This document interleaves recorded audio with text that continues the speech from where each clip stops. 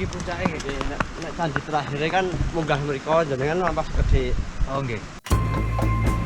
Aku karo anak lanangku lagi ana ing Candi Gedung Sanga Semarang kanggo nelusur sejarah Ratu Sima sing jarene ana gandeng rentenge karo candi iki. Nalika ing kono, bojoku oleh kabar saka status WA kancane yen jarene kutha Semarang lan jalur Pantura lagi banjir.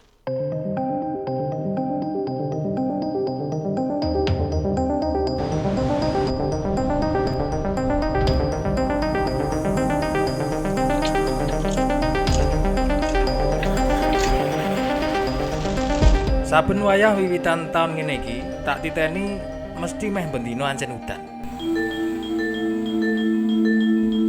Mula kuwatir kejebak macet kaya taun 2014, aku golek dalan alternatif saka Google Maps kanggo mulih Pati. Lan pungkasane aku milih jalur Tuntang, banjur tembus lewat Godhong Grobogan. Ning Grobogan mampir ciluk ning Api Abadi Merapen. Banjur mengko lanjut maneh lewat Undaan Kudus.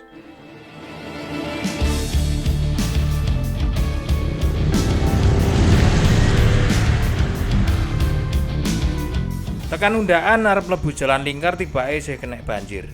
Isih ana banjir sithik ning alhamdulillah isih iso lewat lan slamet nganti tekan omah.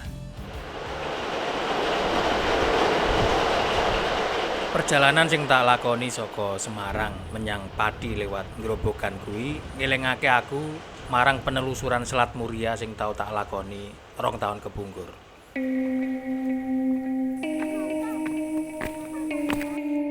Ing kono aku nggoleki bukti-bukti anane Selat Muria saka bukti peninggalan fisik ing Grobogan, Rembang, Kudus lan uga kedadian fenomenal muncrate lumpur pati ing Desa Wotan, Kecamatan Sukolilo, Kabupaten Pati. Sampeyan iso mirsani videone sawise video iki.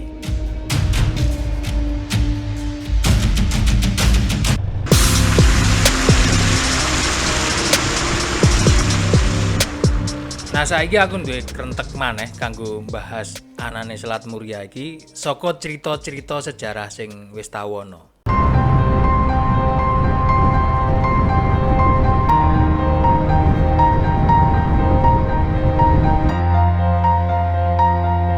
Jawa kuwi nate dadi salah siji pusat peradaban maritim dunia. Mergo faktor geografis sing saiki akeh dilalekake. Salah siji pendukung majune peradaban maritim kuwi yaiku anane sawijining selat sing saiki wis dadi daratan yaiku Selat Muria. Iki dadi faktor penting ing majune peradaban maritim kuwi mergo strategis kanggo gawe pelabuhan. Ing ngendi duwe pelabuhan ing jaman dhisik kuwi padha karo duwe bandar udara internasional yen ing jaman saiki.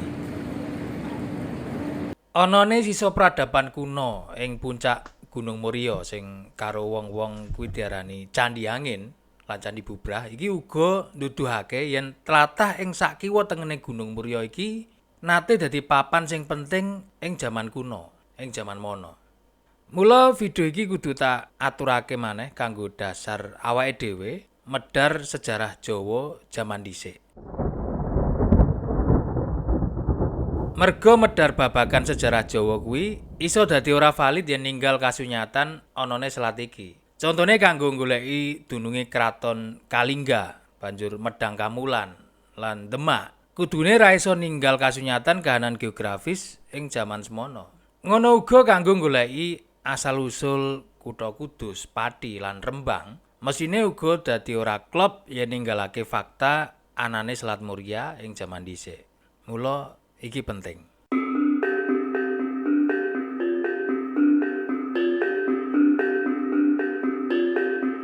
Ing video sadurunge wis tau tak aturake babagan crita hukuman kethok tangan utawa kethok sikil ing Kerajaan Kalingga sing dilakoni dening Ratu Sima. Senajan ketokane iki crita legenda, ning sumbere tibake iso dipercaya kanggo medhar sejarah liyane ing babagan Kalingga lan kahanan ing Jawa nalika abad 7 nganti abad 9. Yaiku saka sumber berita Cina ing jaman dinasti Tang. Mula sumber berita Cina ing jaman dinasti Tang iki iso dadi awitan kanggo awake dhewe medhar luwih jero babagan kerajaan Kalingga lan uga Selat Muria.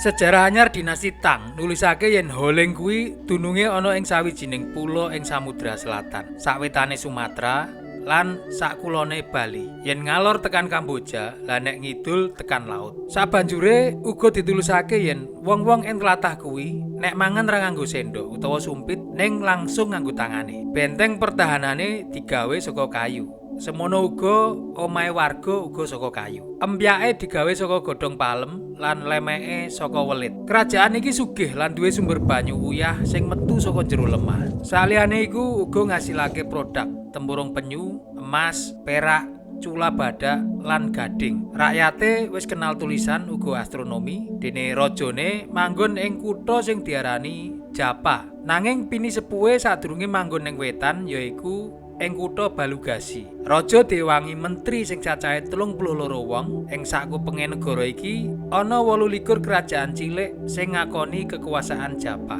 Raja Japa ditulisake asring nyawang laut saka dhuwur gunung sing ana ing distrik Lanpia. Ing taun 674 Masehi, rakyat ing kono ngangkat ratu anyar sing aran Sima. Pamrentahane mlaku apik lan barang-barang sing tiba ning dalan ora bakal ana sing njupuk. Kanthi harfiah ora disebutake ing berita kuwi babagan dununge Balugasi lan uga Lanpia, yaiku panggonane raja kanggo nyawang laut. Ning saka kene awake dhewe iso mangerteni yen papan jumenengane raja Kalingga kuwi ana gununge lan cedhak laut. Kuwi kata kunci sing dadi pituduh kaping pisanan, yaiku gunung lan laut.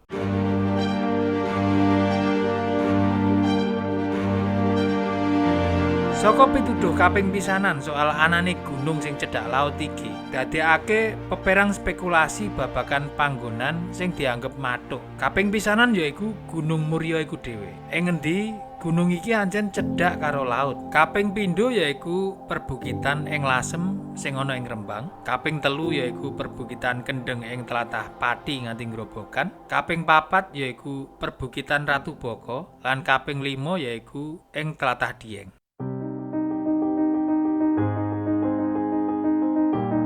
Pinemu babagan dununge Kraton Holeng ing perbukitan Ratu Boko iki diaturake dening Pak Edi Wuryantoro. Peneliti lan sejarawan senior Indonesia iki duwe pinemu yen Holeng kuwi asale saka tembung Jawa kuno yaiku walaing. Mula saka iku panjenengane luwih sarujuk yen Holeng iku dununge ana ing dataran walaing.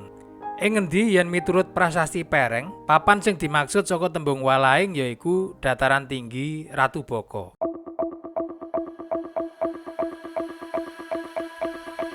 Saka situs Ratu Boko lan Museum Nasional Jakarta, saiki awake dhewe lunga menyang dataran tinggi Dieng kanggo nelusur pinemune Pak Willem van der Molen, profesor bidang filologi lan Jawa kuno saka Universitas Indonesia.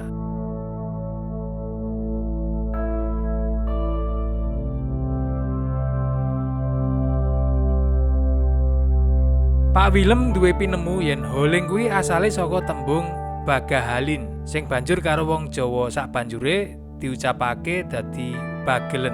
Kedaton Raja Holeng miturut Pak Willem diperkiraake ana ing daerah Pegunungan Dieng.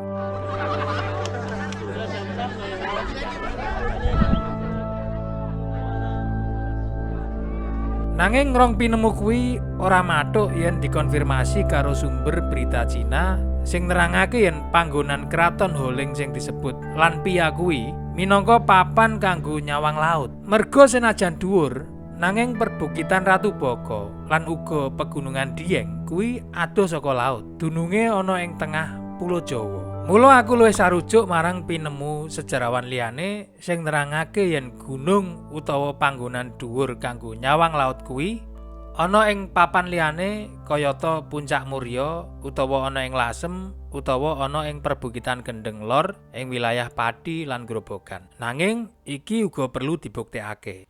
Kanggo mbuktekake, aku perlu lunga ing papan sing dimaksud. Saka Dieng saiki ning Gunung Muria.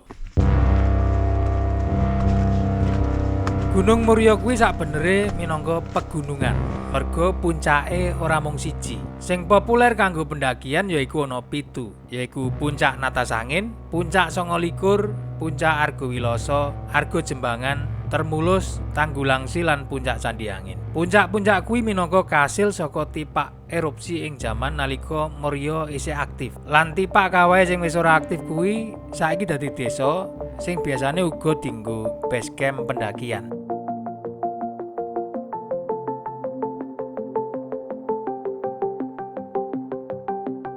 Saka salah siji puncake yaiku saka Candiangin, aku wis mbuktekake yen pancen saka kene laute ketok. Pulau Panjang sing ana ing Jepara uga ketok. Sing tak maksud yaiku Laut Jawa.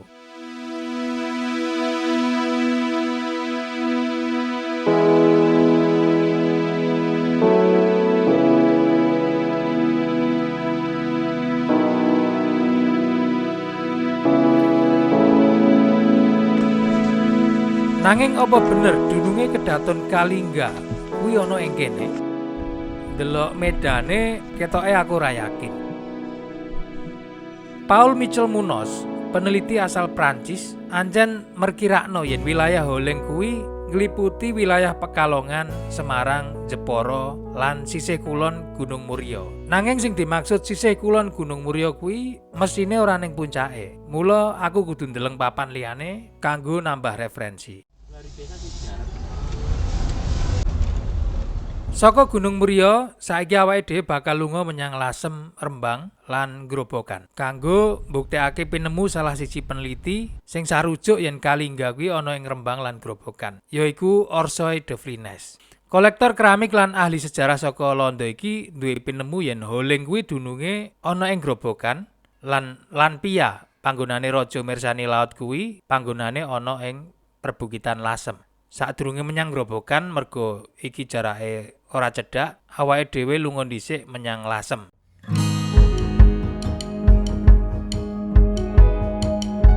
Ing Lasem Rembang ana gunung sing jenenge Gunung Lasem. Gunung sing dhuwure mung 806 meter saka permukaan laut iki diperkirakno minangka papan sing penting ing jaman kerajaan biyen. Gunung iki duwe akeh puncak lan aku njajal munggah salah sawijining gumuk sing paling cedhak saka laut, yaiku saka Pasujudan Sunan Bonang.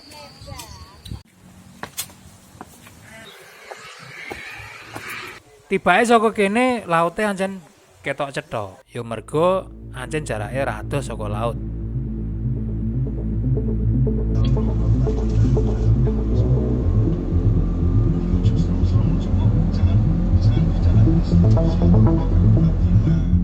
Salah siji bukti yen Lasem iku mbiyen papan sing penting ing peradaban maritim yaiku anane penemuan prau kuno ing Punjularjo Rembang sing jarake ora adoh saka Lasem. Saka uji karbon dating ing lab, umur kayu sing dienggo bahan kapal iki diperkirakno saka abad kaping 7. Ya kuwi abad sing padha karo ngadege kerajaan Kalingga jaman Ratu Sima. Lokasi penemuane udakara 400 meter saka pinggir pantai sing ana saiki.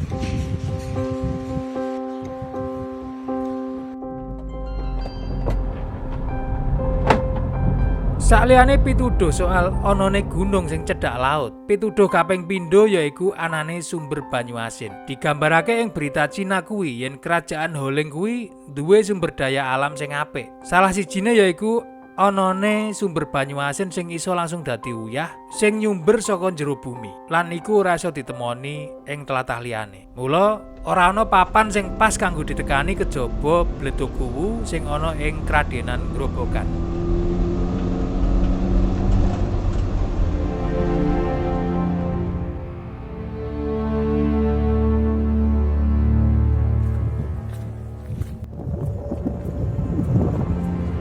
Bledug Kuwu kuwi kagolong mud vulkano, yaiku sejenis gunung berapi ning metune lumpur. Ya senajan panas ning ora sepanas magma. Gas sing metu saka Bledug Kuwu kuwi yaiku gas metan biogenik. Kebentuk saka sisa jasad makhluk hidup lan aktivitas jasad renik anaerob ing temperatur sing dhuwur. Lan banjur kena tekanan saka beban sedimen ing dhuwure. Aneh, senajan adoh saka laut ning lumpur ing kene nduweni kandungan uyah. Kandungan uyah sing ana ing bledosane iki disebabno saka anane ruangan ing ngisor lemah sing keisi dening banyu asin. Lan kandungan uyah iku banjur metu mumbul bareng karo material liyane udakara angger 2 menit sepisan. Iki garam napa, Pak? Garam darat, Mas. Jauh laut tapi ada garamnya sini. Garam saking Gembek gitu, Mas. Teguh niki. Manfaatnya banyak buat bisa terapi menghilangkan pegel, linu, rematik. Kandungan uyah sing melu metu iki unik lan menawa wae keunikan iki sing gawe utusan Cina kesengsem lan nglebokake fenomena bledug iki ing laporane. Aku ora arep medhar akeh soal panjelasan geologine, nanging saka kene iso dingerteni yen sing dimaksud ing berita Cina babagan ciri-ciri sumber banyu asin ing tlatah Holeng kuwi ya bener ana ing bledug iki. Lan kuwi tegese ing jaman iku tlatah iki wis dadi daratan.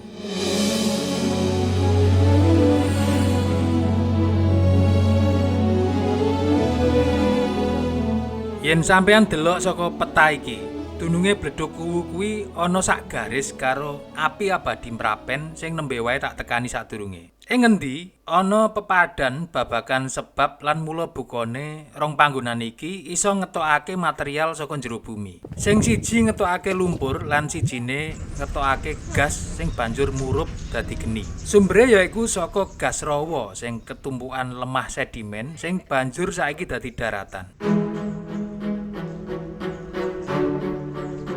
Ing biyene utawa ing kira-kira ing jaman Pleistosen, lemah panggonan Bledug lan api abadi Mrapen kuwi minangka laut. Sithik mbaka sithik laut kuwi banjur dadi rawa lan daratan aluvial saka aktivitas vulkanologi lan sedimentasi. Merga ketutup lemah, material kayata bathang kewan lan wit-witan kuwi banjur bosok lan kejebak ing ngisor lemah nyampur karo material liyane. Campuran material kuwi sing banjur ana sing dadi gas metana kayata ing Mrapen lan dadi lumpur sing ngandung uyah kayata sing ana ing Bledug. Iki minangka salah siji bukti liyane yen jalur sing ketok ing peta iki biyene uga minangka selat sing misahake antarane Pulo Jawa lan Pulo Muria. Mula kanggo goleki dununge Lanpia, awake dhewe kudu nganggo fakta anane selat iki.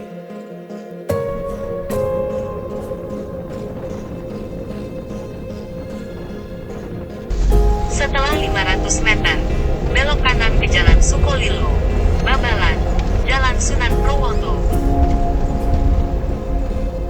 Saka Grobogan saiki sampeyan tak jak nelusur pinggiran Gunung Kendeng sing diperkirakno biyene minangka pinggiran selat.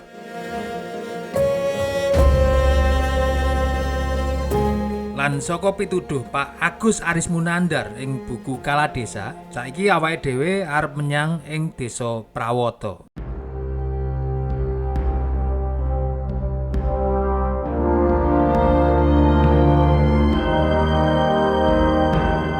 Prawoto, desa ing Kecamatan Sukolilo, Kabupaten Pati iki asring disambangi peziarah merga ning kene ana makame Sunan Prawoto. Sunan Prawoto kuwi raja pungkasan ing Kerajaan Demak, putrane Sultan Trenggono. Panjenengane milih jumeneng ing Desa Prawoto nerusake tinggalan leluhure merga awitane saka kene. Lan yen dideleng saka geografis ing jaman iku, dununge desa iki ana ing pinggir Selat Muria sing nalika kuwi wis dadi laut cethek utawa rawa-rawa. Soal Demak iki tak bahas mengko ing video liyane. Saiki awake dhewe mbahas apa gandeng rentenge desa iki karo Kerajaan Kalingga. Gandeng rentenge yaiku ing babagan Lanpia, kayata sing disebutake ing berita Cina. Saka geografise, Prawoto mlebu ing nominasi minangka papan sing mathuk miturut ciri-cirine, yaiku papan panggonane raja nyawang laut. Padha karo Gunung Lasem ing Rembang sing wis awake dhewe tekani. Kanthi jeneng Prawoto utawa Prawata ing pangucapan Jawa jaman dhisik kuwi asale saka basa Sansekerta, yaiku Prawita sing tegese mula buka, sebab utawa meguru. Saliyane iku uga ana sing duwe pinemu yen asale yaiku saka tembung pawitra sing tegese bening suci utawa resik. Pinemu iki ya mathuk, merga mirip kaya jeneng Gunung Penanggungan sing ana ing Jawa Timur, sing jeneng asline yaiku Gunung Pawitra. Nanging saka toponimine, aku luwih cocok yen Prawata kuwi asale saka tembung Prawita, sing tegese mula buka. Iki uga klop karo toponimi jeneng Purwodadi, sing tegese uga awitan, lan dununge ora adoh saka Prawata. Purwa kuwi kawitan lan dadi kuwi dumadi. Dene Prawita kuwi mula buka. Miturut Pak Agus Aris Munandar, peneliti saka UI, Sultan Trenggono lan Sunan Prawata kuwi sejatine nerusake tradisi lan pakulinan raja-raja Holing jaman dhisik sing seneng nyawang laut saka papan kene. Mula saka jeneng lan lokasine, Prawata kuwi sejatine wis dikenal ke jaman Hindu Buddha.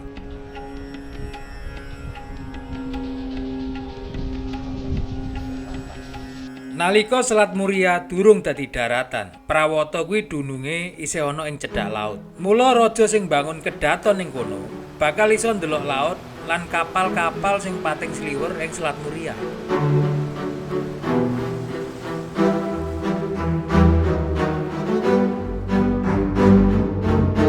Iki minangka sesawangan sing endah, kanthi anane background Gunung Muria sing mestine nalika kuwi uga isih asri.